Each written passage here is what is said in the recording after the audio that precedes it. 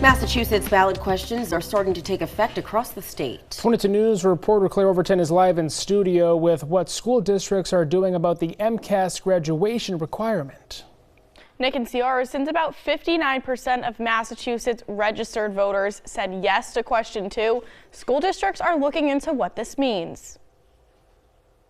One of the 5 ballot questions in the 2024 election for Massachusetts voters was a law that would eliminate the requirement that a student pass the MCAS or other statewide standardized tests in order to receive a high school diploma. There's other graduation requirements like attendance and other things that are happening within the schools already that happened before MCAS became a graduation requirement. This law will impact school districts differently all across the state. Essentially, it means if you don't pass the MCAS, which is very minor in West Springfield, we maybe had one student last year that, after an appeal couldn't get an actual diploma. It would just mean that that wouldn't be considered when we give a diploma in June. One of the concerns for eliminating MCAS as a high school graduation requirement is students won't take the test as seriously, as even though it won't be a requirement, they will still have to take it during 10th grade.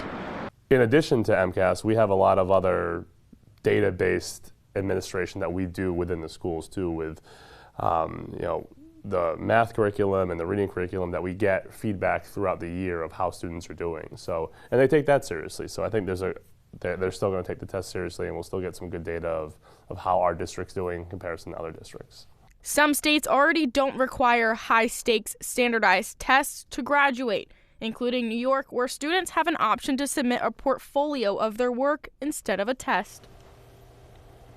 And prior to the bill being passed, DESE reported about 99% of students passed the MCAS. So has the state announced if there will be any new graduation requirements replacing students passing the MCAS? Well, each district is unique for their own graduation requirements, and for districts across the state who may not have as high of a rate of students who receive their diploma as West Springfield, they may have to impose new academic standards for their high schools.